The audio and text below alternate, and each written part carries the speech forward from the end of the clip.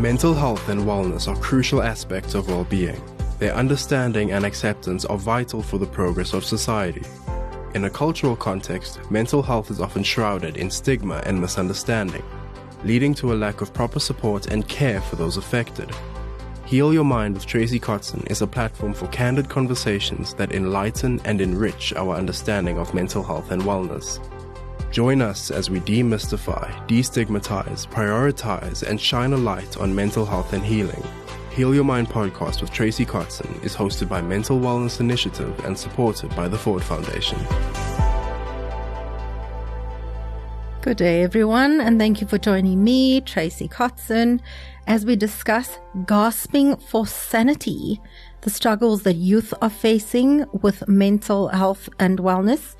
In studio with me today, we have Zimkita Gebeda, who is the founder and managing director of Skills Empire, where they focus on skills development and training for young people. Also in studio, we have Mampo and Nate, who are participants on learnerships being offered at Skills Empire. And we have Dr. Njabulo, who joins us from UJ. She's a postdoctoral research fellow and head of public health and well-being. Welcome, everyone. Thank you. Thank you, Tracy. Thank you. So just a reminder, this is an open conversation.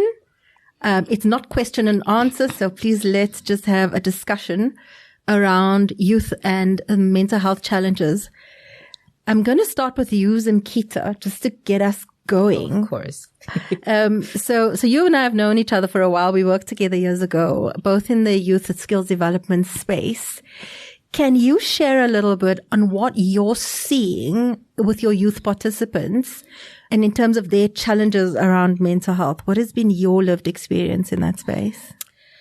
Okay, so I think in the past almost 10 years of working with young people, I'm at a stage of I've kind of almost seen it all, but every time and every day it seems new and everything seems different. So the young people that we deal with are going through a lot and they're going through the most. And I've had to live through people with depression, people with anxiety. We've seen people who have had panic attacks. We've seen people who have abused substances while during work. We've seen it almost become normal to just have issues on a daily basis. And also we've seen people not being able to talk about it. We've seen people who just, it's still stigmatized a bit. And coming from my own background, my own personal background in terms of who I am, it's always a matter of we've focused as a institution on the things that will bring money in, or we focused on the things that will bring employment in, and mental health issues sort of take a back burner sometimes, and we don't always have the time, the space, the capacity to deal with them, but they're there. So, I mean, my sense has always been that you can't do skills development work, expecting anyone, in fact, but particularly young people to onboard new knowledge without addressing pre-existing trauma, pre-existing pain and woundedness, and related mental health and well-being issues. So does that resonate true for Nate and Mampo? Does it resonate as being does that make sense to you? Yes, in a sense that I actually do believe that before you can install or master any set of skills, it's very important to check in with yourself, prepare your inner self before you go and log in and implement that skill. You know, Trace, I was thinking, so when we first started, it was a matter of what brings in money. You know, how do we get them employed? How do we get them in front of opportunities and all of these things? How do we get them skills? And then it was a matter of, especially maybe me, because I'm not a very let's go inward kind of person. I had to stop and be like, okay, there's issues here. There is things that I am not capable of dealing with. There is conversations that need to be had. And from that point onwards, it was a matter of, okay, even if we talk about it, even if we have a rah-rah session, even if we play games. So we've started playing games, and just to see where are you, check in every day. And for me, the biggest thing was being aware. It took us a while as an organization to be aware that there is even issues there, because we just daily, day by day, putting bread on the table, or upskilling a human being. And we had to stop and be like, okay, there is more to development than just the skill. There is more to development than just the technical skill that you give a person. There is holistic. The human being is more than just the skill that we're teaching them. There is more to this thing, and we keep learning every day. Yeah, I mean, I know you're asking Zumkita, but I'm just fascinated because the question you just posed to her now, and the one that Mampo also addressed, it reminded me, and this is not about youth development, but back in the days when I used to work in early childhood development in KZN, we had quite a number of ECD sites that we were supporting, and I was quite impressed about how our organization, even though, and because I went there not knowing that our main area was training, you wouldn't think that we were doing training, because in the areas that we worked and set up these ECD centers or sent, the jungle gyms and stuff, we had to incorporate all these other aspects. And just like you said, that you can't expect a young person to grasp anything if they have mental health issues. Our thing was that you can't teach a kid or a child if they're hungry. So a lot of our ECD programs were about hunger and, trying to get them to have immunization cards and all the other things. But our main thing was just also training of the ECD practitioners. But we ended up having this very multifaceted sort of program, because I think what I'm trying to say is that it kind of seems like if you're doing sort of like programs like you're working in the communities, Mkita, you just can't run away from these things. You can't go in there and say, I want to do skills. Even if you come with a good heart and good intentions, there just seems to be these things that will always be there, because that's the nature of our country and our context. Right. Yeah.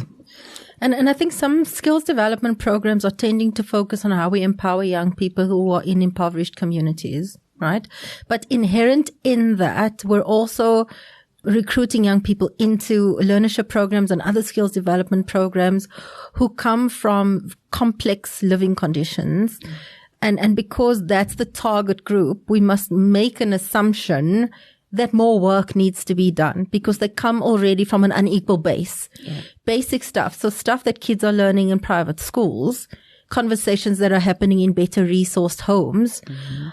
Kids in impoverished communities are not having those conversations. So by the time they become youth and young adults, they're trying to make their way into the world of work, but there's very little grounding for a lot of that kind of internal stuff. You mentioned it when we were off air, Mampo, the internal resources. Yes. And in fact, Nate, you'd spoken to it too. How do I know who I am and what I want? Nate, maybe you can just share now what you'd shared before we started the conversation here about a little bit about your journey and how you frame yourself in that. So coming from an improvised background, it's really hard to learn or to grasp anything in a workspace or at school, because you're always stressing. Like me, for instance, when I'm at work, it's hard for me to grasp anything because I'm stressing already. If it gets stuck before I get home, I might get marked, I might get this. So it's really, really hard for us to grasp anything, because you're always stressing about what will happen afterwards. You're not even focusing on whatever it is that is happening at work, what someone is trying to show you, or what are they trying to teach you, because you're stressing with when I get home, there's this. And even now we're used to hearing gunshots before we sleep. So now you have a stress, who got killed, who got shot. So it's stuff like that. It's really hard for us to grasp anything coming from that background. Yeah.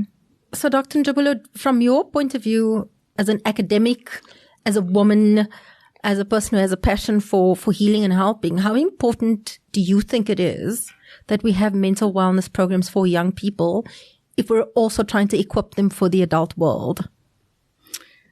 It's quite important. I just want to start by saying, Tracy, whenever I speak about young people and their wellness, I always think about, even for basic health, like sexual reproductive health and rights type of issues, you find that, and I think we mentioned it before we got onto, the formal chat that we're having now, is that we kind of speak over young people. It's almost like we see kids and then we see adults, but young people just fall somewhere in between the cracks.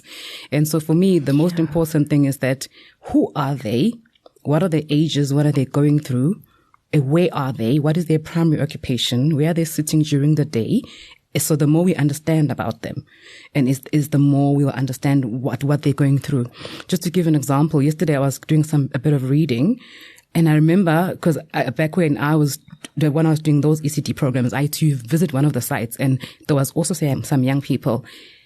And I remember asking some of the ladies about some of the other societal, community issues they were having, just to get a feel. And they're talking about how they've got a high suicide rate amongst the boys. And it was a place actually close to my home, sort of like township, but, and I was surprised that I didn't know this. And just now when I was reading yesterday, there's still this constant sort of like rise on suicide, amongst young people. And it's linked with, all these things. And obviously it's not even just in our country, it's global. Right. It's a global pandemic, suicide rates, suicidal thoughts, amongst young people. And so one of the things that I think we're really missing, and I'm glad that Mambo and Nate are here because they've touched on it, is that our communities are not safe. And so young people, what they see is a bleak, dark world. And I can resonate with that. When I grew up back in the days, we grew up back in the days when ANC and IFP were fighting. And I remember how it was growing up in the township.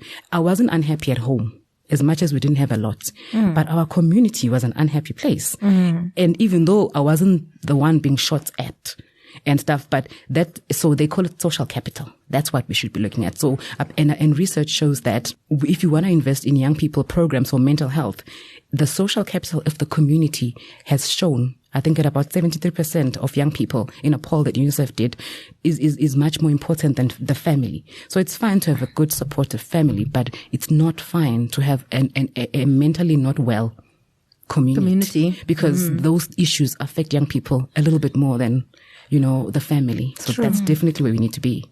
Yeah. But I suppose you can think of, if the family unit, if it's just happening in the family unit, it's just your family unit. But if it's happening, and when I say it's, I mean an assortment of things, right? The it's is very, very broad. Then it's the entire community that is in pain, an entire community that is struggling. And I think the compounded nature of it being everyone's struggle, I think, can really dissolve a sense of peace. So I'm really hearing what you're saying. True. To add on what Dr. Jabulo said about being stuck where adults and children, even at home as a youth, because you're expected to act as an adult, but then there are situations whereby you are told you are a kid. When there are problems in the house, they are fighting, when you try to address that, but no, you're a kid, you can't address that. But then at the same time, they expect you to act like an adult, which is very, very hard for the youth to grasp and to understand, because I'm expected to act like I'm old, but then there are situations where I'm not included because they still see me as a kid. Although they expect me to act like them, they expect me to go to work, bring money, help in the family. But then when there are issues in the family, I can't help because I'm a kid. So it's really, really hard. Yeah. It's like relational schizophrenia. Like, am I a kid? Am I an adult? And that's such a valid point that you both made, Jabula and Nate, that we just jump over that aspect of how do we actually cultivate someone into adulthood versus just expecting that at 18 some magical fairy pops out of the woodwork and waves a magic wand, and now we're suddenly supposed to know how to adult. And I'm living this in my own home, right? My son is 20, and so Nate, I'm laughing inside myself because my son will say to me, in this situation, mother dear, and he says mother dear when he's being sarcastic. In this situation, mother dear, would you like me to be your child or would you like me to be an adult? Okay. How are we negotiating equality in this conversation? And he calls us out on it. And I think that is so important because even me as a parent, and my son is very tall. He looks a lot older than he is. And sometimes he'll say to me, I might be physically this big, but please understand, I only became an adult 5 minutes ago. I don't know how this works. You have to actually sit down and show me how it works. And I think sometimes my lazy answer is, can you just go Google it, please?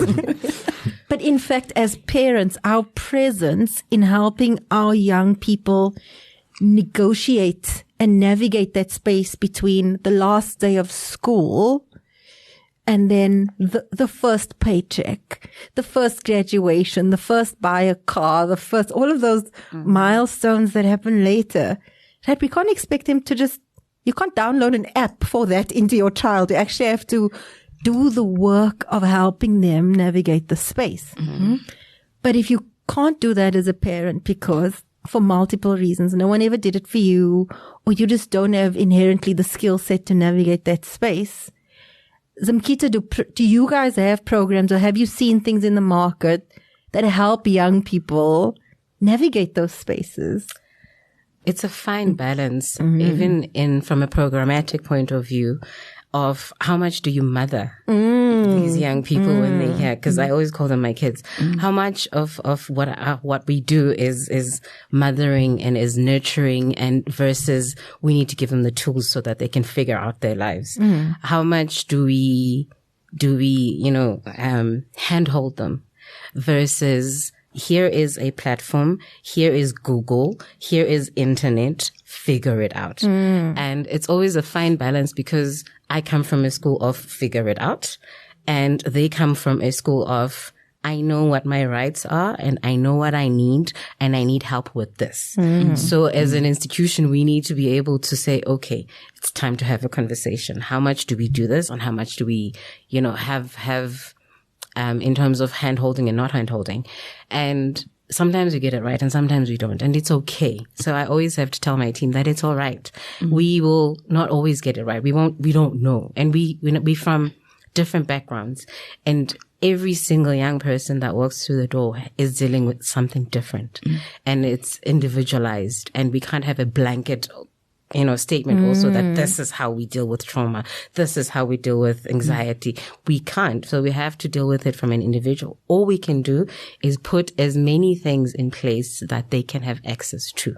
And at the very least, and if we can't afford to have a counselor, in the office, then we should be able to have a number where they can dial. We should have, work with companies that can be able to support us in this instance. So back to your question, we do have companies that we work with that, sometimes we will align ourselves, we'll do this for them and they do this for us, because funding is a problem, right? It's not, the stuff isn't free. Yeah. It's expensive to get help sometimes. So we will work with organizations that, they check in with the learners, and they do like a mental check-in every single day with them as a phone call. It's a 10-minute conversation. Sometimes we'll have, organizations that come in and they do programs dealing with your inner child. Sometimes we'll just sit and we'll talk with them. Sometimes we'll do meditation or whatever the case is, but it's always I'm of the view that it doesn't hurt to have any conversation with any of these programs that are out there. And if we can just have access to them, and if that access could be free, that'd be great. Somebody please tell the president. But it's a matter of opening the doors and having access, or giving access to the young people, so that if I can't help them, I can point them in the right direction. Yeah, can I comment on that?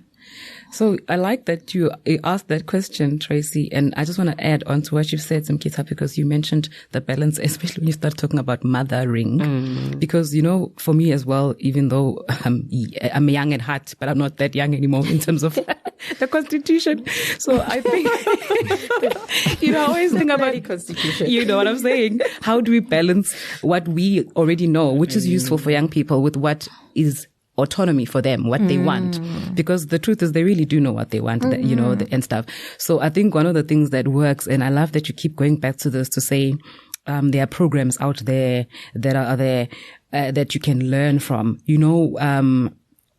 some of the work that I've done with the youth in the past, even though I worked for health-based sort of NGOs, we were fortunate to have partners that were doing all these evidence-based programs. And some of them are like from America and stuff. They, Americans believe in this mentorship, girl sort of guide programs whereby they mentor someone and then the mentor mentors other young people in the community.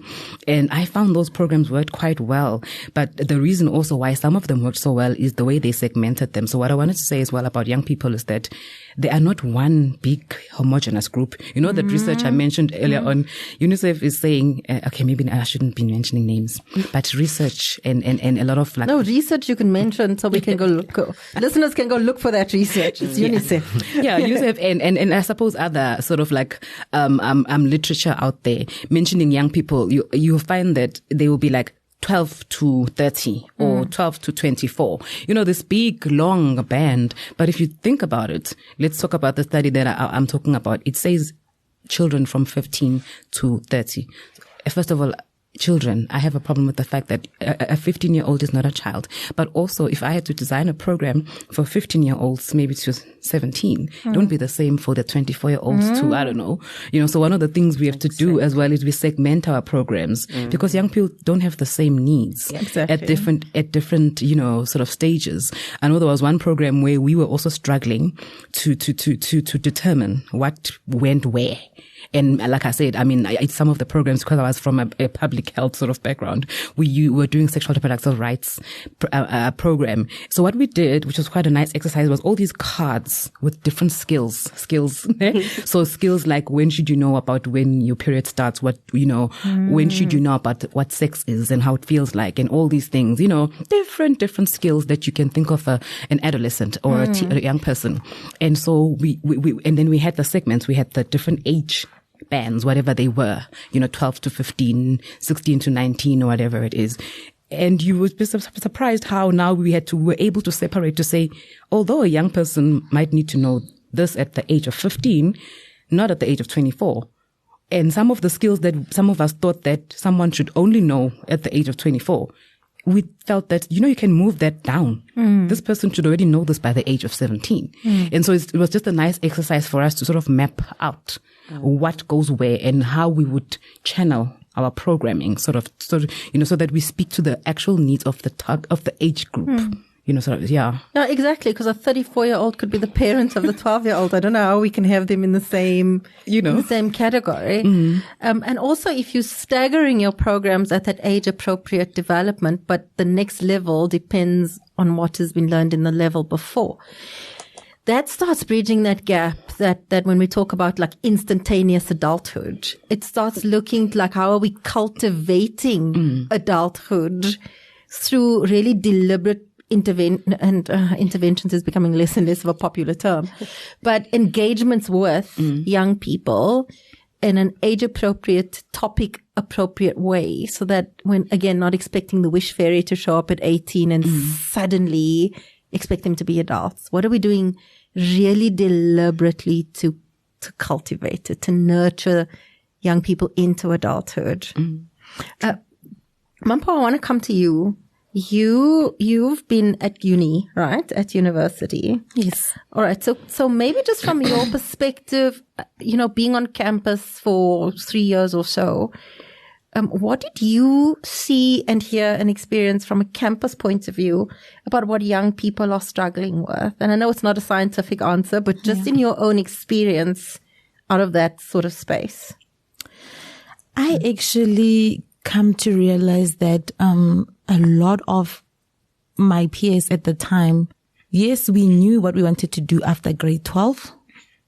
However, I don't think mentally we were prepared, or coming from family backgrounds where, you know, a very career guidance and advices on how to handle that world, which is new, should go about. Like I would find out that, excuse me, we're starting to prioritize things that are not the real reason why we are there first before the actual reason why we are there, and not knowing how to fully go into our total, into our bubble of total focus, so that we're not easily distracted by a whole lot of things that are happening in such a big, brand new environment, such as big as a university. So it was really challenging for for one to just isolate yourself intentionally. I'm isolating myself from a whole lot that is happening into focusing onto the reason why I'm here. And I think had we or had most of us been coming from a background where we were advised and guided as to say, these are the things you can do. These are the tools you can use when you get to a very destructive environment, such as a university rest life, to fully go on into focusing and achieving the real goal as to why you are there, which is your degree or qualification. Yeah, I think conversations about how to fully discipline and have self-control should be had more often at homes. Yeah. Sure. I mean, when you said destructive, like university raise love, I actually had a visceral reaction to that statement. I've never heard it phrased like that before. And I didn't have the pleasure or torment, depending on how you want to look at it, of living on res, but I have, I've dealt with counseling cases of things that have happened in residential spaces on campus. And I think what I'm hearing between the lines is that it's such a new environment. You can be quite overwhelmed by, number one, you are liberated now, right? Yes. There's no parents over your shoulder, so you can go wild. Yeah. And you're not being micromanaged as to your attendance in the classroom because the teachers are like, if you're there, you're there. If you're not, it's also fine. You're an adult now. Adult in my, sky question marks. So if you're that overwhelmed and you haven't been prepared for how to stay focused and grounded. Yeah. And then that's what I'm hearing on the reason that you're there, and without being sucked into, I'm free now, there's a million boys here, or there's a million girls here, there's parties happening. So how did you get through all of that? How did you stay focused? So luckily, I bumped into an author who had it's not really a podcast. I don't know. It's not a podcast on YouTube. This man was teaching about how to unleash your inner pro athlete self and greatness, and installing a habit that's gonna help you achieve more in less time. Okay. Mainly focused on self-mastery.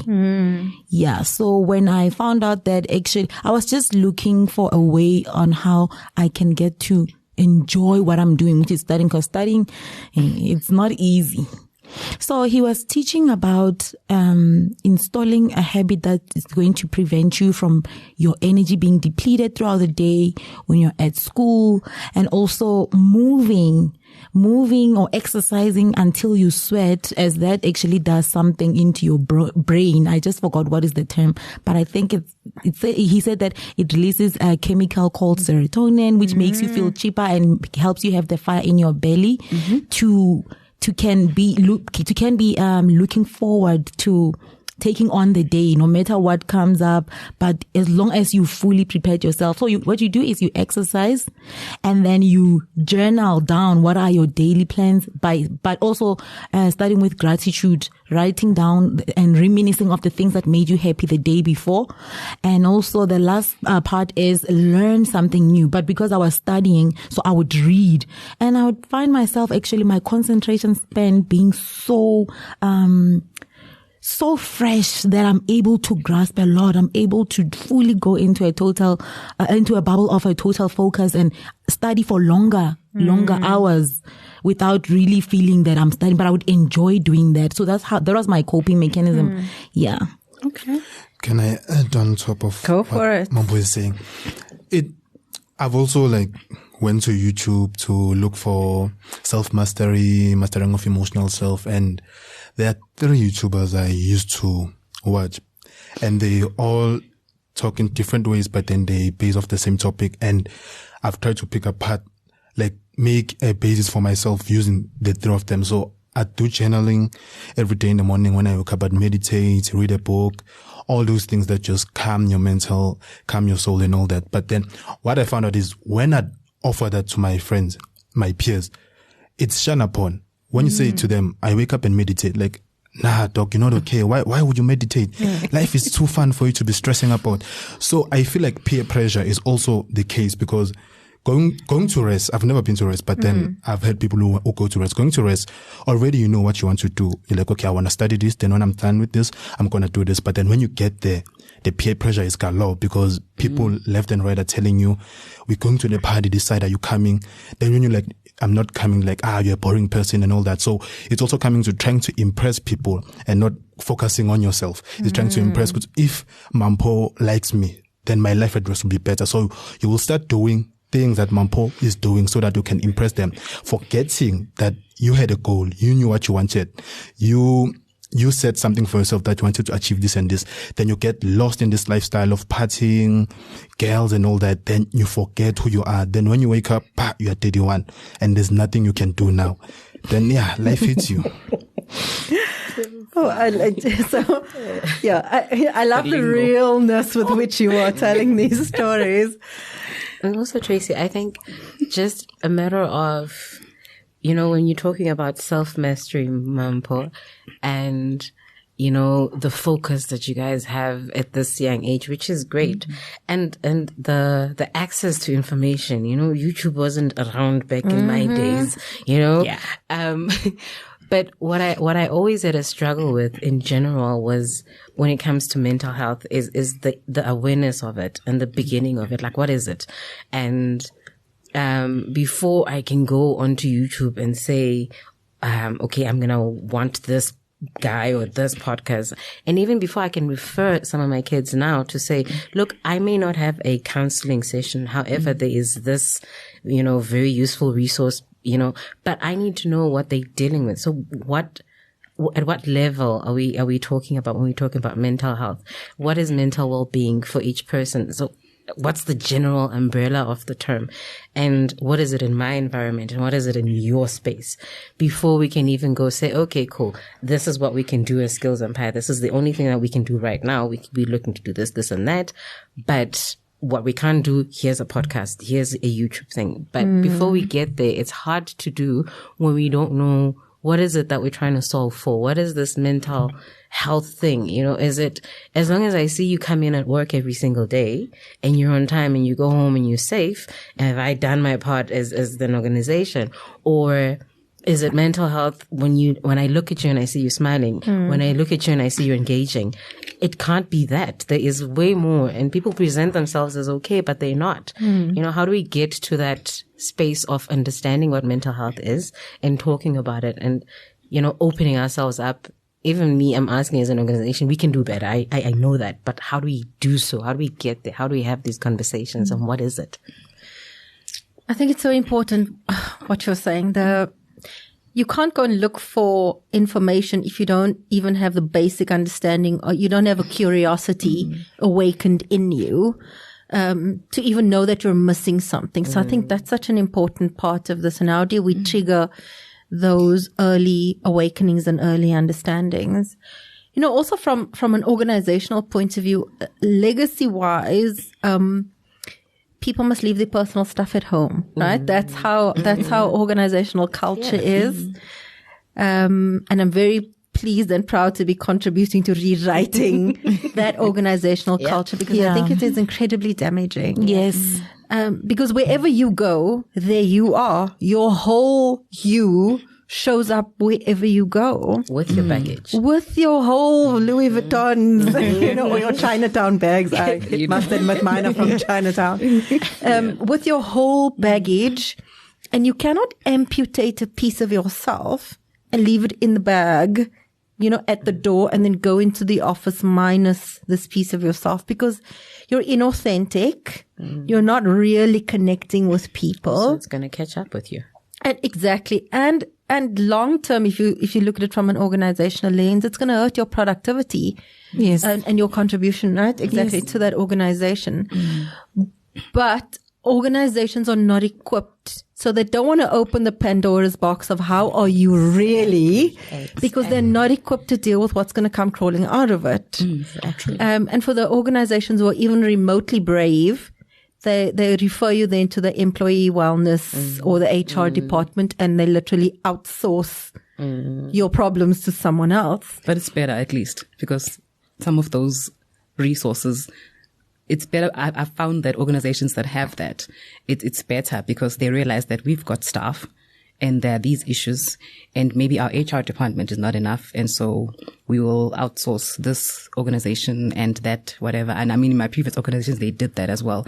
I found that as much as there was a lot I didn't like about them, I liked that aspect, that they allowed staff to do that. And more than that, there was, contributions for medical aid and stuff. So if people who had discovery could even have their families. I felt that it was an issue because of the love for mental health. It felt for me that they are trying. Yeah, they're trying. They are trying. They're trying. However, people are still shying away from those facilities. From the services, right? Yes. From the stigma. You're right. And also. I feel like the problem, growing up because I'm the oldest, I can say man in my family because my uncle lives first. So I'm the only old, male in my family. So there's this stigma, as a man, you don't talk about your problems, especially to a woman. So I grew up listening to that. No, you don't talk about this. You don't talk. So I feel like there are many males out there who are dealing with the same thing, that they have a lot of this package, but then they can't give it to anyone else because they are told, no, a man doesn't talk, a man deals with it and then moves on. So I feel like the problem is there because you go to a space to be like, okay, here is a program for you to talk about your feelings, talk about this. People don't want to talk. They don't want to unleash these packages for some reason, and they don't like when people go into their personal space because sometimes it feels personal. I must discuss this with this person. I don't even know this person. I don't know what this person's going to do with this information. And also paying for this is also very expensive.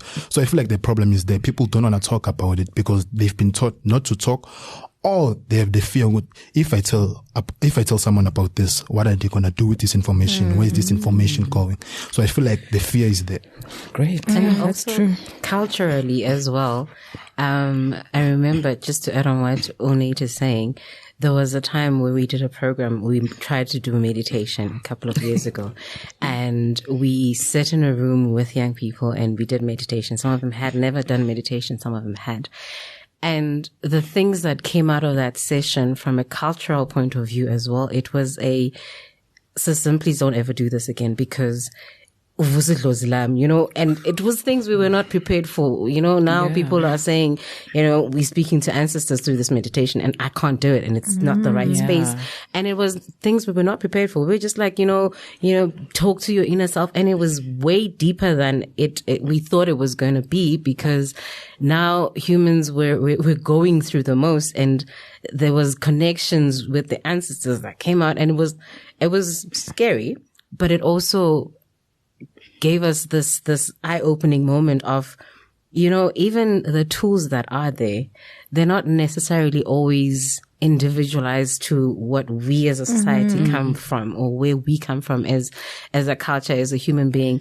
So there's much more that still needs to be done. So meditation is good, but it's good for certain things. Dancing and singing is good, but it's also good for certain things. Playing games is good, it's good for certain things. So even in terms of trying to say, okay, here is counseling, come talk, and then there's, people who are going to say, I can't do it. Culturally, I'm a man and I can't be that person. So how do we overcome such hurdles? And it is tricky. But I think the most important thing is, like you were mentioning, Doctor, that access and also the trying of it all. We can only try, right? And as long as we say, here is a couple of doors, here's a couple of solutions, you can find one that works for you.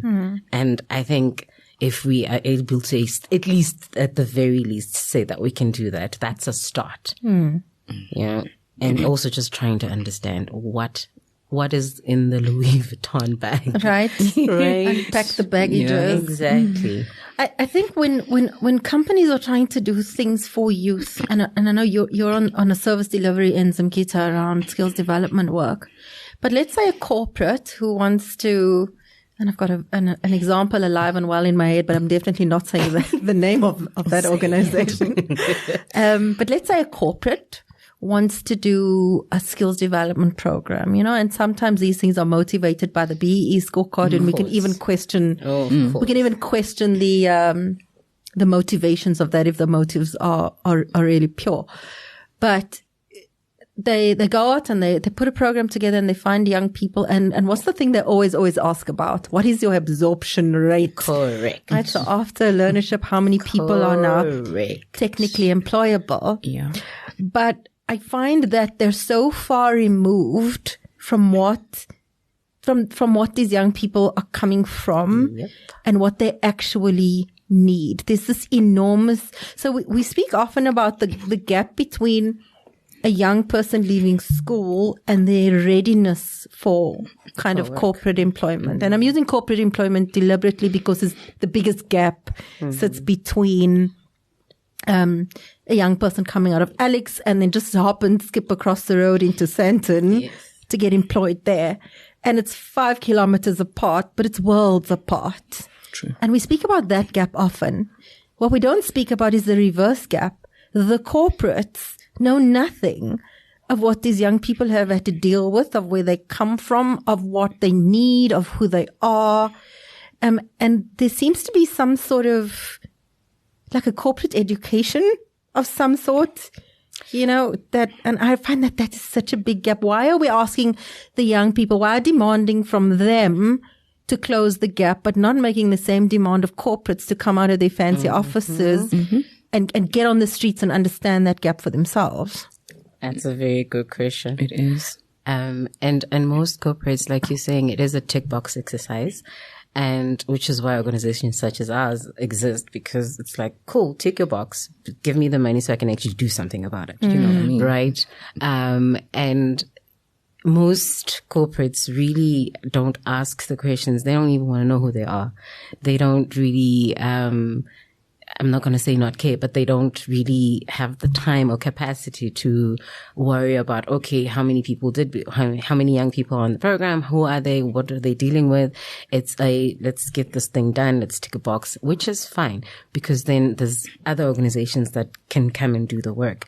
But there's definitely a gap in between, what the expectation is, because at the end of that program, corporates and whoever else sponsored it is going to be like, okay, cool. So how many got into a job?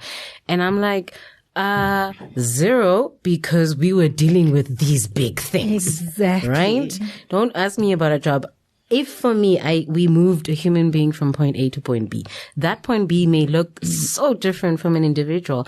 One can be like, you know what? I had blockages and I was coming from an abusive family and I now earn a stipend and I can go and live by myself. Thank the Lord. And I'm done. That is a milestone for them and that's an achievement. And the other one is going to be like, look, I have access to a computer. I can actually apply for a job. You've changed my life. And that is not measured by anything within the system because it's not a job, right? And therefore we haven't really done anything. But just being able to be there and listen and provide that, whatever that gap is for that human being, is entirely different from what the gap that the client or the sponsoring corporate wants. But it's still there, but it's not really measured. And therefore, it might look like you're not doing anything, but you are. You got a certain human being from point A to point B. And that individual transformation that those human beings are experiencing. And so we're measuring youth development according to corporate metrics of achievement, not according to the youth's own metrics of achievement. And those metrics are individual. Sorry. Those metrics are individual. So, a Nate is going to say, I am great now for having gone through this program because I can speak in front of a crowd. And Mampo is going to say, I'm great now because I got access to actually implement my project management skills and I'm ready for corporate. Someone else is going to say, I won because I got in front of an opportunity and I actually got a job. But no one's actually measuring those little things that are being done as something. I hear you. Tabula, you were about to say something as well. Yeah, no, but I'm glad some kids went before me because I was going to say the same. I was going to say now as we're talking, I'm thinking about, I think it was a question or a comment you said much earlier, and then we've moved the conversation to this part about corporates. But I was going to say the one other thing that I think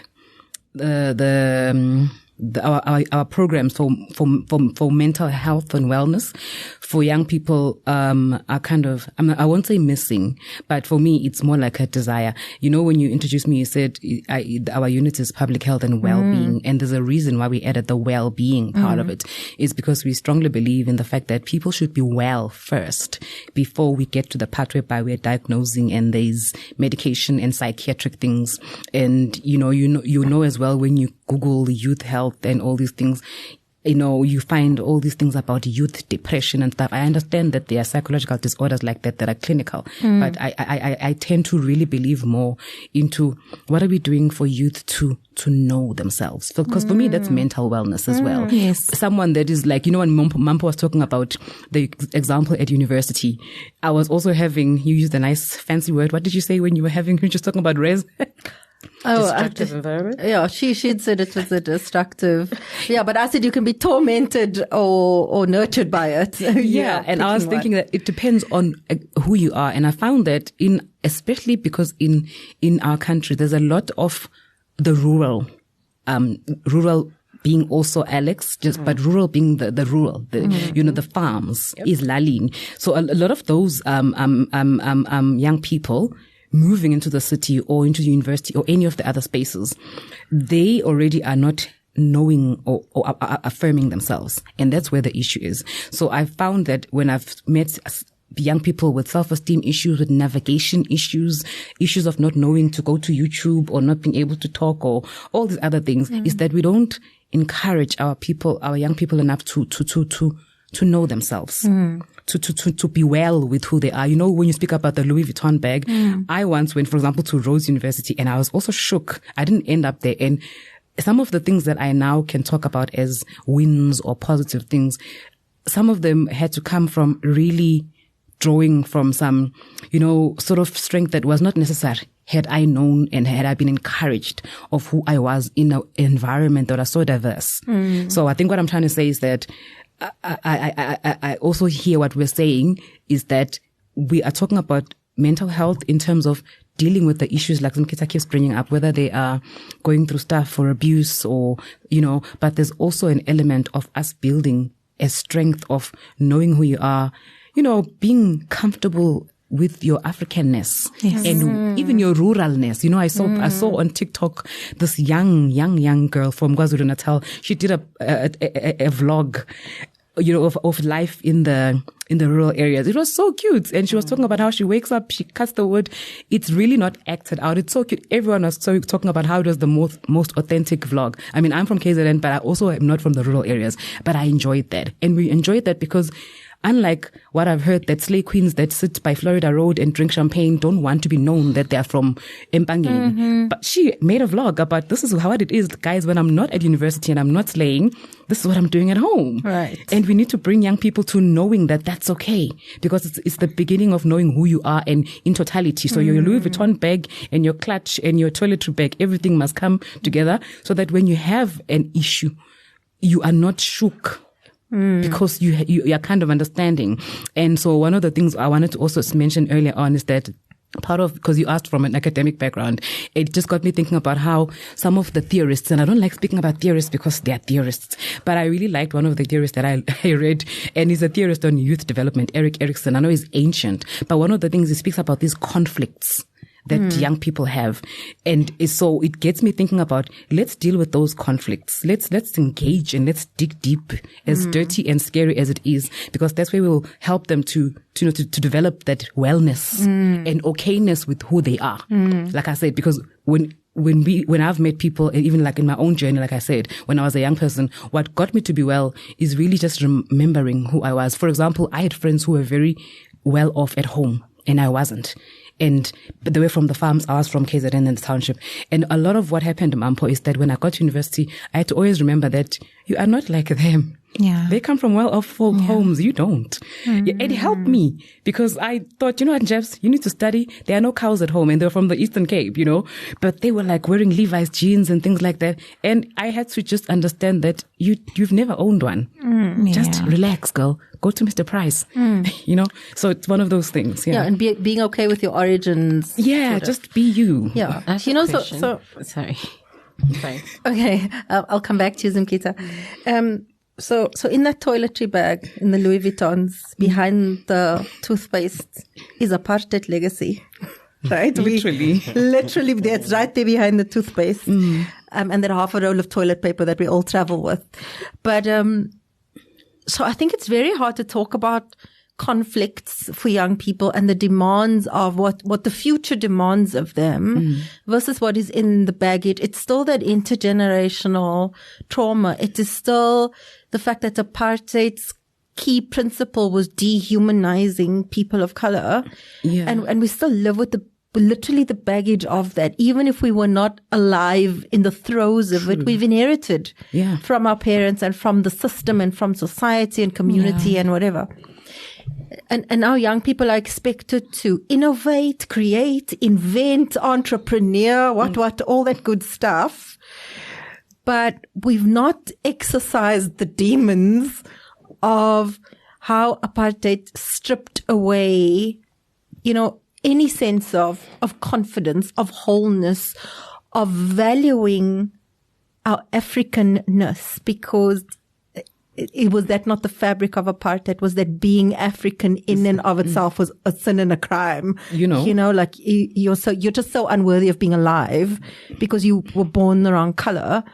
And how do we reverse engineer the pain of that? I think a lot of what you're talking about, Jabulo, with struggling to accept who we are, I think it sits rooted in that. It's true. No, so how do we, in one generation, how do we do it for these two young people, for Mampo and Nate, and not wait for their children's children to get the good end of this?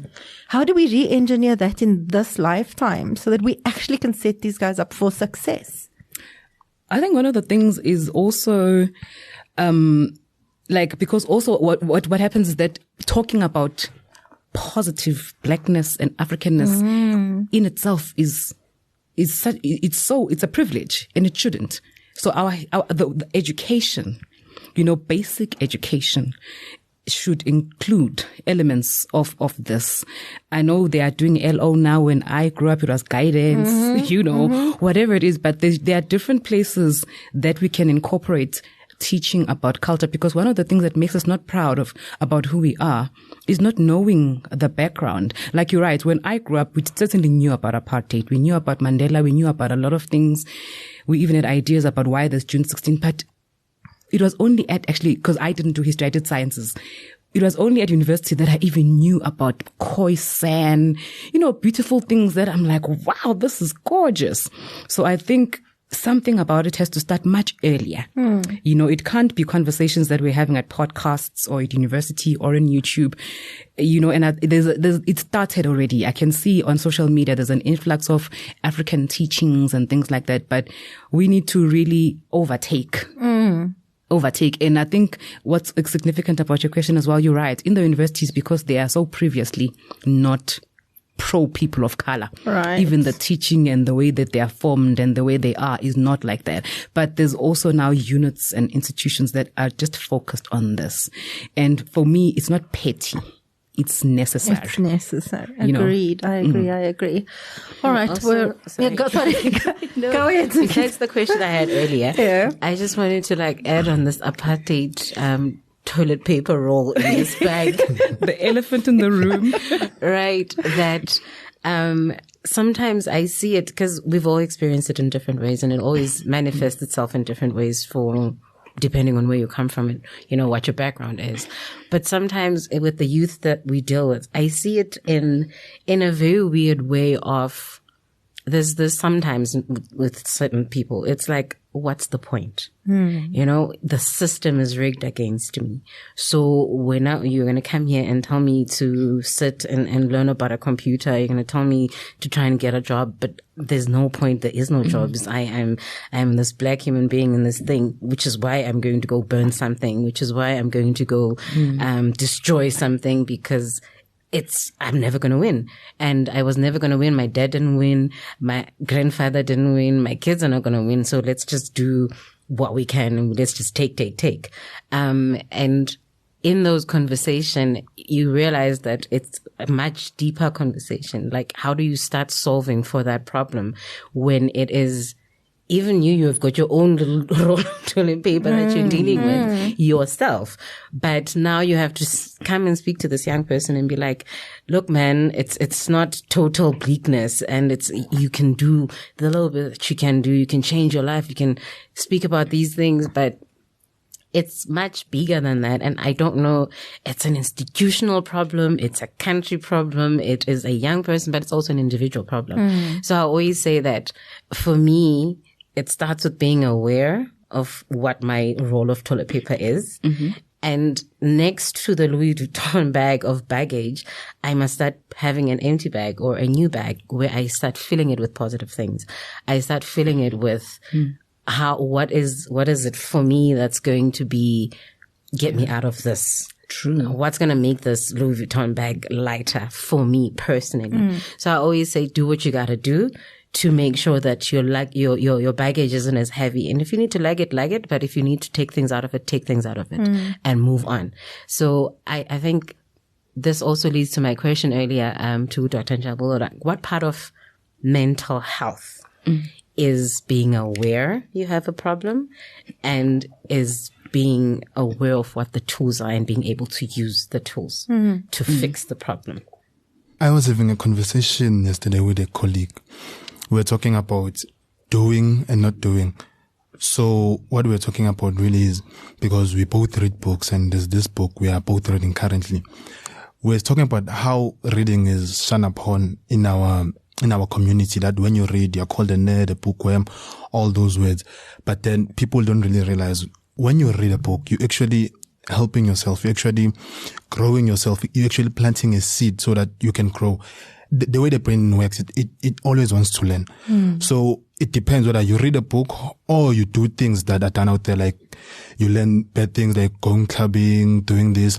And the thing about it is that people want to see someone do something before they can start doing it. Nobody wants to do it because they want to do it. Like, I want to do this. Then they will ask you, who has done this before? Then when you check, if that does no one, you won't do it because you're scared that you will fail even before trying.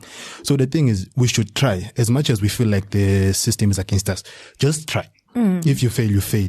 Instead of just sitting like, no, my skin color is this. I won't be able to do this because of my skin color. Just do it. Just try. There's nothing worse than trying. The only thing you can get from trying, even if you fail, you can learn from that experience instead of not going through it at all and not gaining any type of skill or lesson from that. So we're talking about people, even if I'm like, I want to do this, then they're like, no, don't do this. Nobody's done it. Then you go ahead and do it. They will expect you to do something for them, even though you told them, guys, let's do this. Then they're like, no, we won't do this because of this. Then when you go ahead and do it, you succeed.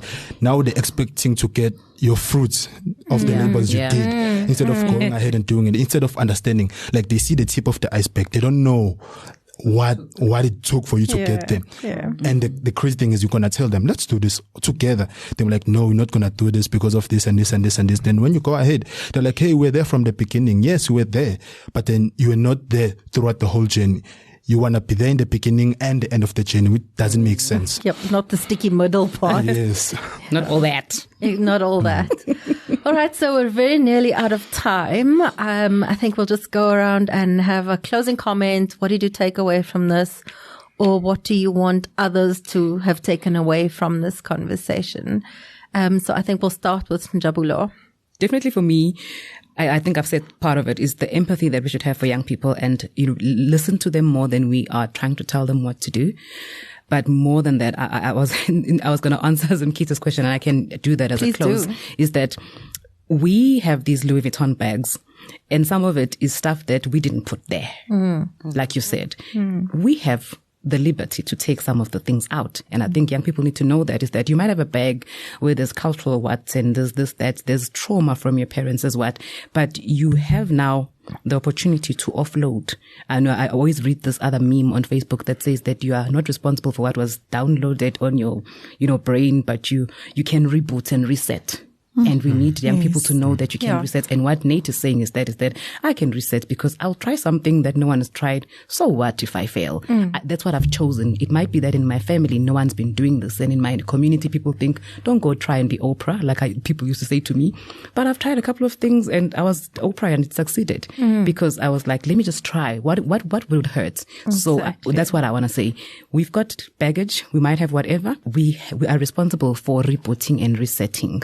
And young people need to know that there's that choice, there's that liberty, there's that privilege that they have. Yeah, absolutely. You know, we should be reminded that Oprah comes from extreme poverty. And so, yes, we should be like Oprah, like, let's do it, because is that not an incredible role model for how to really transform one's life?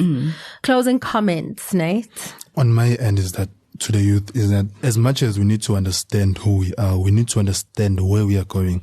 So in the case of learnership, the way I found this, I didn't even know there were learnerships. But then I found out and I was like, okay, you can come in tomorrow and then do this. I didn't know what's happening in the environment. And the first thing that you think about going to learnership is, how much am I going to get? There's nothing more than like, how much am I going to get? And then what I noticed, the minute we were given our contracts and how much we're going to get, a lot of people pulled out because they're like, no, I can't do with this type of money. Without understanding, a learnership is not about what you get there. This stipend is for you to get there and then go back home and then buy a few things. The whole point of a learnership is for you to be equipped with skills for the workplace. So people don't understand that. They take a learnership as a job, as a work whereby I'm going to get paid for coming in. No, it's about, you must understand why you're there first before anything else. If you know why you're there, because it took time for me to understand why I'm there, because there are a lot of people who are there and they don't know why they are there. You can see in their behavior, the way they're acting, their attendance and all that. They don't know what they are there. They're just there for the money and then they can go ahead and move on their lives without realizing that at the end of the day, the learnerships are going to end. You're going to get older. You'll not be able to qualify for a learnership. What are you going to do from there? So I made it a point. Let me learn whilst I can. And then if I'm given an opportunity, I'm going to take it the way it comes, because it's not a job. It's something, it's for me to be equipped with skills. If I don't get a job, then I will go back to school. That's the only other choice I have. Instead of going them like, okay, I'm going to get this money. After this, I'm going to apply for another one, get money. After that, apply. Brother, you are getting older. You'll be 32. You'll be 32 and like, you can't get a job. You are old now and you've been jumping from a learnership to another. So that's what I'm saying. Before finding yourself, even if you don't find yourself, just when you go to a place, understand why you're there for before anything else. Because if you don't know, you'll be swayed by the wind. Because you go to rest, you don't know why you're there. People come like, hey, we're going this side. You'll also go that side because you don't know why you're there. So understand why you're there and who you are. Then take it from there. Okay. Thanks, Nate. I love your emphasis on having your own sense of agency. Yeah. Right. And not being blown in the wind, but having a clear sense of direction. And I think from a mental wellness point of view, and marrying what you've said to what Njabulo has said, if you recognize that you have power within the situation, you have power within your own life to make decisions on what do I want to go on YouTube and learn? How do I want to focus my energies? What baggage can I leave behind? I think that is such a powerful headspace to be in as a young person. Thank you for highlighting that for us today. Zimkita. Hey, Tracy. I think from my perspective, I'm inspired daily with working with young people.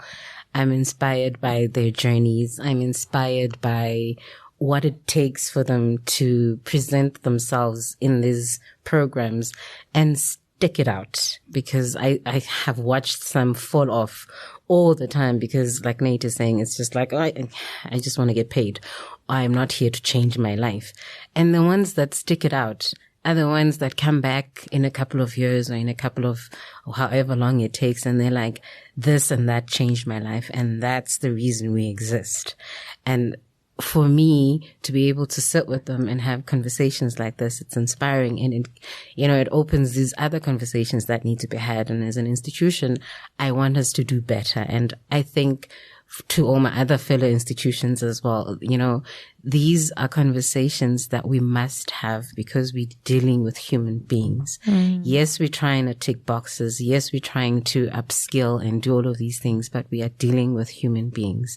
And for the organizations that already do this, I commend them, and I commend the ones that deal with, you know, mental health issues. Let's have these conversations together with those institutions, because sometimes we work in these silos. We just focused on, I need to push numbers, or I need to get people absorbed. I need to do all of these things because that's what I'm being paid to do. But if I opened or I put my head up and I actually looked around, there is organizations that are dealing with these things. There are young people that are advocating for themselves, and we need to talk more and we need to have these conversations more, because if we don't, we just perpetuating the problems. We are making that Louis Vuitton bag even bigger. So I think from my perspective, I'm also grateful for this conversation, and there's a lot more to be had. Wow. Yeah, thanks, Mkita. I think it's courageous work. You know, we spoke several times today about the courage to do something no one else is doing and then risking failure. But I think when we're trying to rewrite a social situation on the scale that we are, you know, youth being the biggest population group is in that 15 to 30 kind of category. And the future of the country depending on them. And then when we look broader, the future of the continent, depending on the skills that are sitting in young people. If we don't courageously do things, even if we're not entirely sure it's the right thing, but it starts. Yes. And if we don't courageously do that, risking potentially some failure along, in fact, I'm going to say guaranteed some failure along the way, because courage and failure go hand in hand. We are morally, economically, in every other way obligated as organizations, as employers, as economic contributors, as educational institutions to set them up for success. Is that not the end goal? Right? How do we set them up for success with healthy mindsets? Because they're also the parents of the future, are they not? You're the parents of the future. You're the business leaders of the future. So your mental health as a young person is not just about you. It's about everything you're about to do, everything you do after, you know, this part of life. And imagine if you're leading a team of 100 people and you're not a mentally okay leader, you know, the knock-on effect that you can then create. So we're absolutely obligated. I love the fact that your organization is engaging this with courage. I love the fact that you tried meditation and got some solid feedback. Man. Right? But we'll keep trying. Yeah. Because I think also it's important that we don't stop. Exactly. Because when we stop, we give up. And we give up, what's the point? Right. And the meditation may have worked for one person, in which case it worked for one person. And it does. Yeah. I'm going to do yoga next. Yes. Hashtag keep watch trying. this I've got a list of things that I can help you with. So yeah, it's better to try and fail, because if we don't try, we're sentencing them, right? To futures that have very little hope. I'm going to let you close us off, Mampo, with your parting shots, words of wisdom. Okay. From me, I'd like to start off by saying I'm thankful for such platforms as these, where we're emphasizing the importance of learning who we truly and authentically are. That's going to result in us knowing where exactly our strengths are, and also being not just leaders, but greater leaders for people that we're going to be responsible for, whether as a mother, whether as a, you know, manager. I think knowing and self-mastering yourself, that is where you're going to unleash your inner greatness as well. And, you know, anybody who's going to be listening to a platform like this and a podcast like this, I hope that they really take the importance of first knowing who you are. And when you know who you are, you're going to be able to accept who you are and focus on where you can be where you are and enjoy doing things that you want to do. And I'm happy also that I'm at the point where I am in my life, where I've gotten to a point of getting to a self-mastery so that I can be able to serve people of my generation. And because of what I've overcame, I believe that was for the purpose of coming to serve those who are still in the same position and thinking that it's impossible to overcome all of that. Yeah. And to add to that, if you want to do it so bad for someone else, do it for your future children. Do it for the future generations. Don't just do it for the people you are living with, because you are so harassed by the stigma of abantu bazothini. Just ask yourself, what will my kids say if I can't do this for them? What will my kids say if their peers' parents come to school with a car and me, I'm working, I must go to a taxi and all that? Just ask yourself, what will my kids say? What were you doing, Daddy? What were you doing with your time? So just, if you want to do it for people, just do it for the future generation and do it for your kids more than anything else. Okay, then. Thank you. On those incredible words of wisdom, thank you all very much for joining us today. It's been a really robust and I think very rich conversation, and I'm sure we'll see you again in the studio soon. Go well, everyone. Thank you. Thank you. Tracy. It was a great Thank you for conversation. having us. Thank you for having us. Heal Your Mind podcast with Tracy Kotzen is hosted by Mental Wellness Initiative and supported by the Ford Foundation.